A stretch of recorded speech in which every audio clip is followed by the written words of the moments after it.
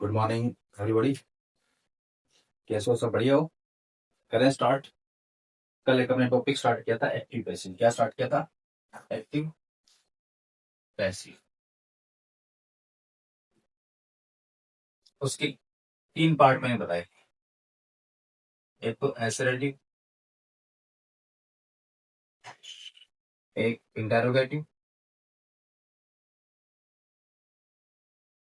और एक imperative.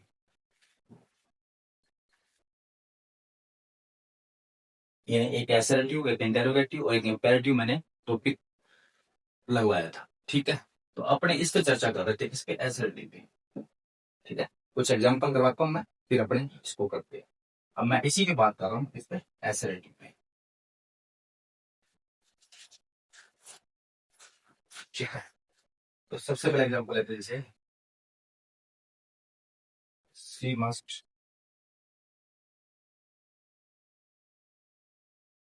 take rest। she must take rest। Sir इसका सॉल्यूशन क्या बनेगा? तो 5 नियम आपको याद होने चाहिए। फर्स्ट रूल क्या है? ऑब्जेक्ट को सब्जेक्ट में बदलो। तो ऑब्जेक्ट हमेशा क्या होता है? Main verb. ऑब्जेक्ट हमेशा क्या होता है? मेन वर्ब के बाद क्या होता है? ऑब्जेक्ट होता है। मेन वर्ब क्या है इसमें? टेक। इसके बाद क्या है? रेस्ट। तो रेस्ट को लिख दो। उसके बाद 2 नंबर नियम था हेल्पिंग वर्ब लगाओ। क्या लगाओ? हेल्पिंग वर्ब लगाओ। अब हेल्पिंग वर्ब या मॉडल आइए। मॉडल का कोई प्रभाव सब्जेक्ट पे पड़ता नहीं है। आपको मैंने पहले भी बताया था, आज भी बता रहा हूँ कि मॉडल का प्रभाव कभी भी क्या नहीं पड़ता? सब्जेक्ट पे नहीं पड़ता। जैसे सिंगुलर है, प्लूरल है, कोई मर्जी हो से कोई रोल प्ले नहीं करता हूँ। तो मस्ट का मस्ट। और मॉडल के साथ हमेशा ही क्या लगता है? और बी।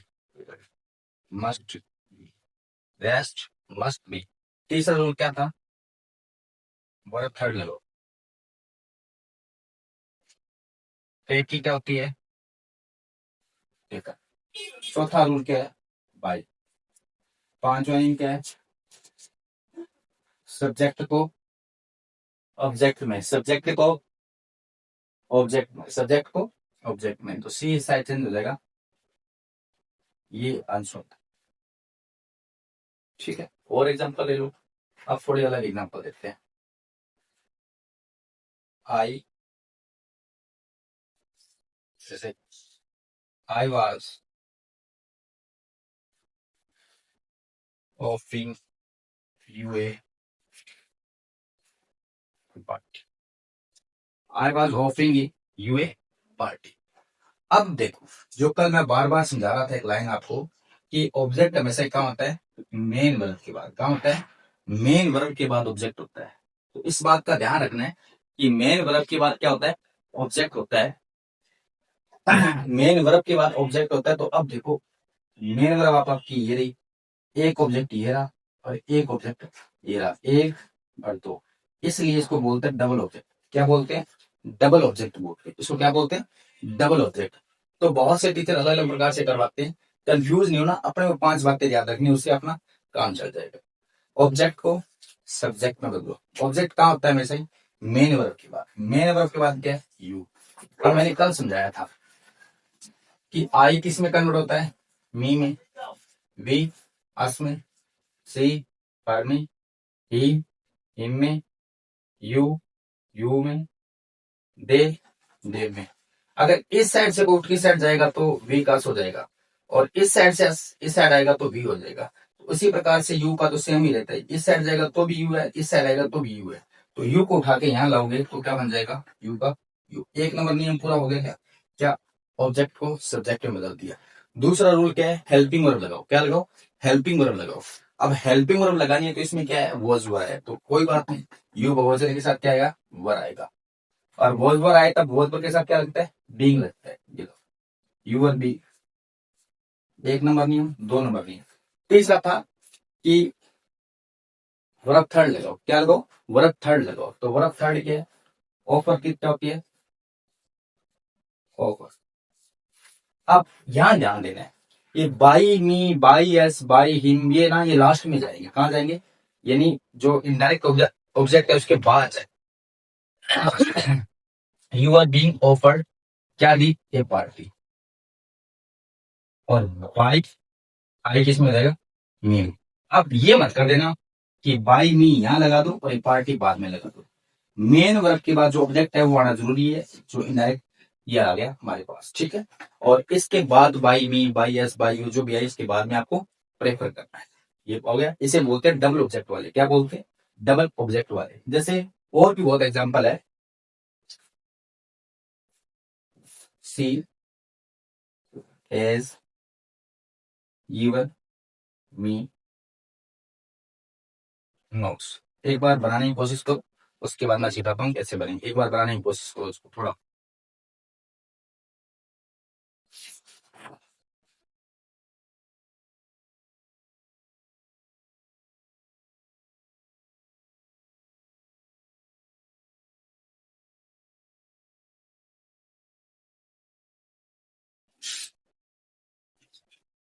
तो क्या बनेंगे, वही नहीं, क्या नहीं है, मैं ऑब्जेक्ट हो सब्जेक्ट में, ऑब्जेक्ट मेन वर्ब के बाद होता है। ये रहा, इस साइड लाओगे आई, यानी कि आई इस साइड जाके मी इस साइड जाके आई। ऑब्जेक्ट को सब्जेक्ट में बदल दिया। दूसरा नियम हेल्पिंग वर्ब लगाओ। अब इसमें सी के साथ हे जाता है और आई के साथ हे आता है। एक दिन मैं आज ही लिखा दूंगा किसके साथ हे जाता है, किसके साथ वो जाता है, किसके साथ एम आता है, किसके साथ हेड आता है, सबके साथ मैं आज लिखा दूंगा इस चीज को। इसमें कंफ्यूज मत होना, ऐसे दिक्कत पैदा मत करना कि सर ये कैसे होगा। तो I have been given notes by, I have been given notes by. इसको बनाने के और भी तरीके हैं, पर वो कंफ्यूज मत होना, उसमें दिक्कत आ जाएगी। आप अपने सिंपल रूल्स पे रहो। ये थे आपके ऐसे लड़के। इसमें किसी को कोई दिक्कत आई है तो मैसेज में या फोन करके या टेलीग्राम पे मैंने लिंक डाल रखा है, उस पर आप देख सकते हो कि दोबारा समझा दो सर ये टॉपिक मैंने समझ में आया, ये चीज जो समझ में आई है, ठीक। अब मैं चलता हूँ इंटेरोगेटिव, किस पे चलता हूँ, इंटेरोगेटिव।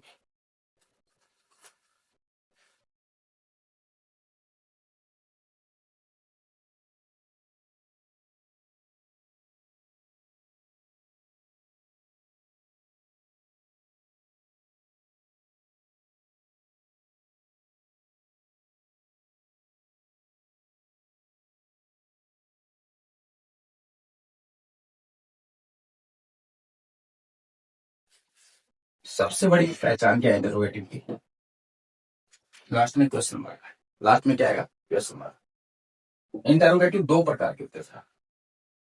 एक तो हेल्पिंग वर्ब से स्टार्ट होते हैं और एक डब्ल्यू एच वर्ड से स्टार्ट होते हैं। किससे, डब्ल्यू एच।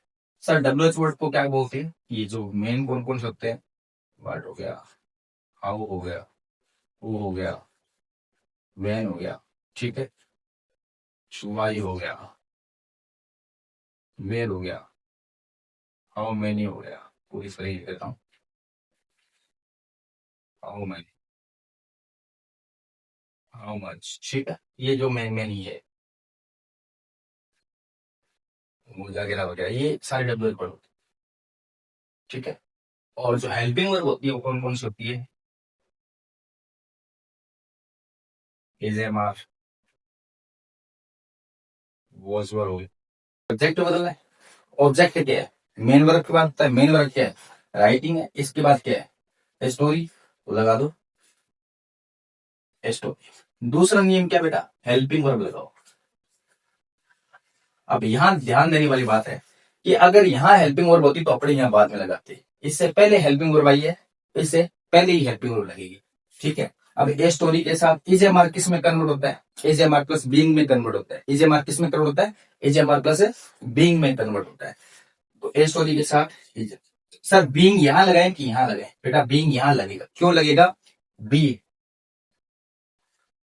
बीइंग और बीइंग ये जस्ट मेन वर्ब से पहले आते हैं। कहां पे, मेन वर्ब से। अगर आप यहां लगा दोगे तो ये मेन वर्ब थोड़ी, मेन वर्ब तो आगे आएगी, इसलिए बी बीइंग सब्जेक्ट से पहले नहीं आते, मेन वर्ब से पहले आते। इफ ए स्टोरी बीइंग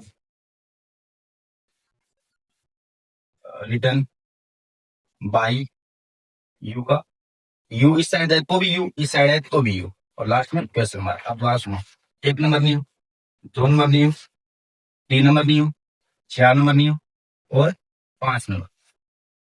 बात पहले पढ़ी नहीं पड़ी तो समझ में। और इसमें कोई दिक्कत नहीं है, बस आपको 5 नियम याद होना चाहिए, एक भी वाक्य गलत नहीं होगा।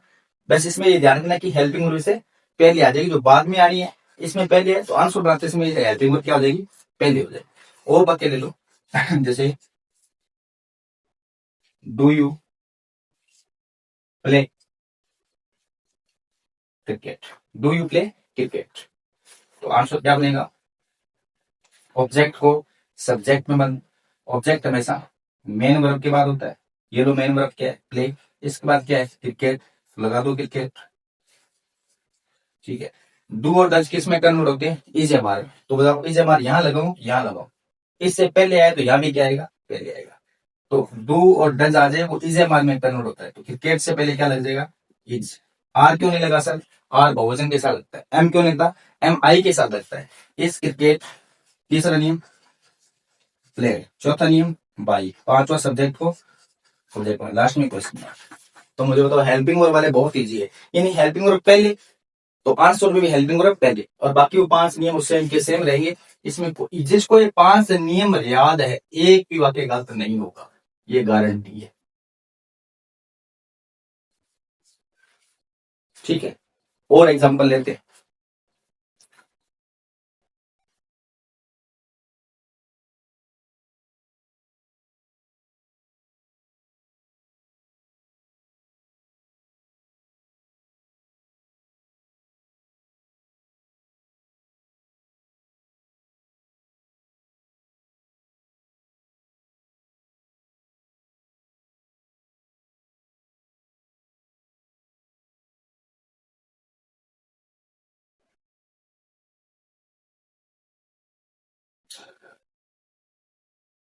अब डब्ल्यू एच वर्ड वाले, डब्ल्यू एच वर्ड वाले,